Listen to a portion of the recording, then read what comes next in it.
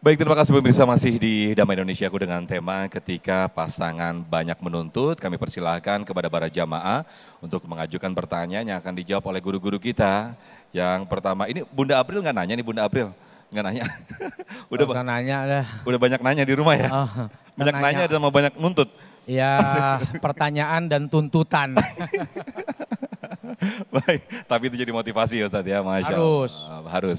Baik, berikutnya kami persilakan Pak Fahrul Rizki yang akan dijawab pertanyaannya terlebih dahulu oleh Ustadz Kasif Her. Silakan Pak Fahrul, boleh? Ya, udah nyala Pak, udah nyala. Boleh berdiri Pak, silakan. Bismillahirrahmanirrahim. Assalamualaikum warahmatullahi wabarakatuh. Waalaikumsalam warahmatullahi wabarakatuh. Mohon izin bertanya, bagaimana konsep Al-Quran dalam menyikapi suami dan istri ini saling tuntut menuntut? Karena kita manusia nggak mungkin ada konflik di dalam rumah tangga, tidak mungkin tidak ada konflik. Pasti akan ada konflik, saling tuntut menuntut. Nah, bagaimana konsep Al-Quran menyikapi hal yang demikian? Terima kasih. Assalamualaikum. Waalaikumsalam. Silakan Ustadz Kasif terlebih dahulu untuk menjawab. Ya, Masya Allah, Pak Fahrul Rizki. Insya Allah izin Ustadz Solmed, Ustadz Sofyan. Ya. Ya, Ibu, Bapak yang dimuliakan Allah Azza wa Jalla, tadi di segmen pertama saya sudah sampaikan, kata menuntut itu sebenarnya nggak enak. Betul apa betul? Menuntut itu seolah-olah banyak minta. Ganti deh, jangan kata menuntut, tapi meminta dengan santun, meminta dengan sopan, rasa hormat kepada suami ataupun istri. Bagaimana Islam menyikapi istri yang suka nuntut, istri yang suka ngeluh, istri yang tidak bersyukur atas pasangan hidupnya. Saya jadi teringat kisah Nabi Ibrahim alaihissalam. Nabi Ibrahim punya anak namanya Nabi Ismail. Nah, Nabi Ismail itu pernah punya istri, istrinya ini tetanggaan sama sumur Zam-Zam. Dinikahin sama Nabi Ismail. Nabi Ibrahim dakwah lagi di Palestina. Nah, setelah selang berapa tahun Nabi Ibrahim datang ke rumah Nabi Ismail. Nabi Ismail kagak ada di rumah. Lagi pergi berburu. Ketemu sama ketok pintu. Pak, Assalamualaikum. Disuruh masuk sama istrinya. Pak, ada apa datang ke sini? Enggak, saya cuma pengen nanya rumah tangga Ismail. Dia nggak bilang bapaknya. Dia nggak bilang dia Nabi Ibrahim. Gimana rumah tangga kamu nak? Aduh Pak, jangan nanya deh. Ini Ismail kalau ngasih duit dikit. Ismail kalau ngasih apa-apa nggak cukup. Sebel deh. Kebetulan orang Depok dong istri. Gak suka saya. Aduh, pokoknya rumah tangga saya penuh kekurangan, ngeluh, komplain.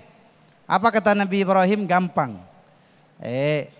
Ya udah gini deh nak, nanti kalau Ismail pulang bilang sama dia benerin atabata babi.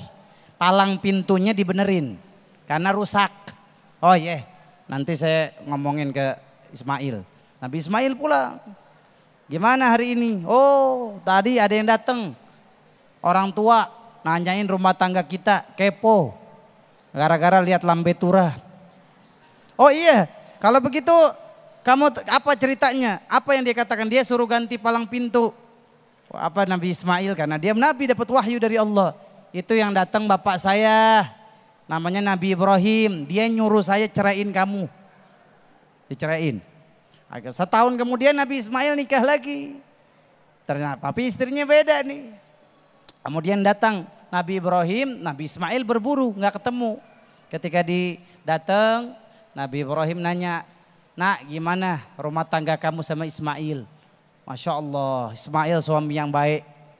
Dia tutupin aib rumah tangga. Ismail itu ngasih kita makanan cukup. Dia selalu hadir, penuh kasih sayang, penuh cinta. Walaupun memang secara harta kami sedikit. Emang kamu makanannya apa aja sehari-hari? Kita dikasih air. Dikasih daging, bersyukur apa aja dikasih, suami saya itu mahal, mewah. Apa kata Nabi Ibrahim? Qul li Ismail ayyustabbita atabata babi. Kasih tahu sama Ismail, suruh jaga palang pintunya. Ini palang pintunya udah bagus, jangan diapa-apain lagi.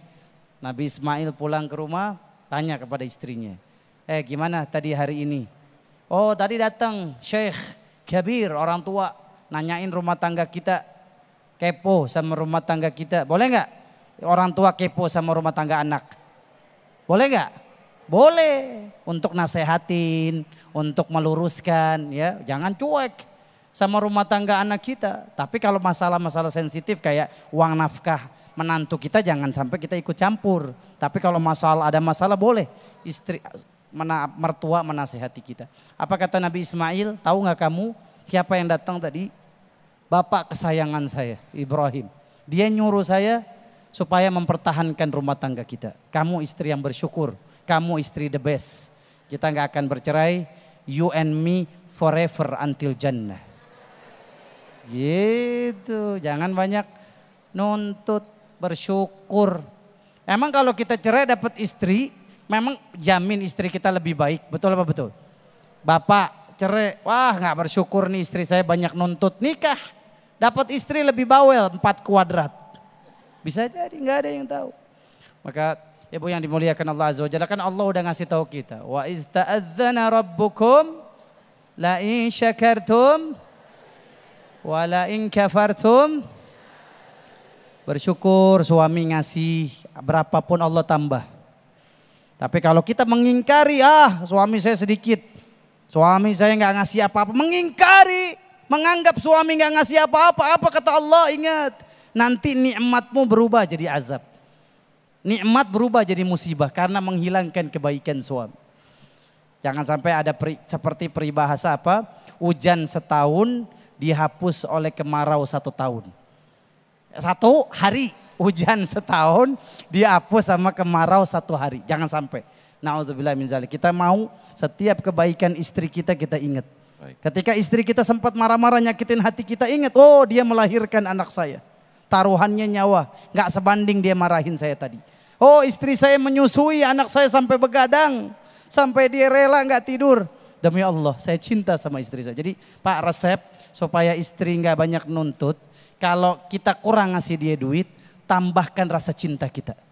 Tambahkan rasa sayang kita sama istri. Ingat, kalau bagi suami di rumah yang kurang ngasih fulus, ngasih uang ke istri, saya ngasih tips, tambahin rasa cinta. Tambahin rasa sayang. Ini kadang-kadang udah duit kurang, perhatian juga kagak ada. Betul apa betul? Ketika, wah kayaknya kita udah pasrah. Cari kemana-mana uangnya cuma sedikit. Datang ke rumah, lihat istri nyuci piring, bantuin cuci piring. Lihat istri lagi ngerendam baju, ibu ikut, suami ikut, bantuin, ikut jemurin. Wah dahsyat. Suami yang seperti ini akan membuat rumah tangga penuh keberkahan. Amin. Amin ya Rabbal alamin. Amin ya Allah ya Rabb. Mudah-mudahan kita semua menjadi suami yang seperti itu Ustaz Kasim ya. Tapi sebetulnya ketika kita banyak menuntut, banyak meminta, itu mungkin kita terlalu sibuk melihat ke atas ya. Sehingga kita kurang. Maksudnya ngelihat genteng gitu ya? Iya. Bagus banget lampu, kapan saya punya lampu seperti ini gitu maksudnya. Baik Ustaz Kasim, terima kasih atas jawabannya.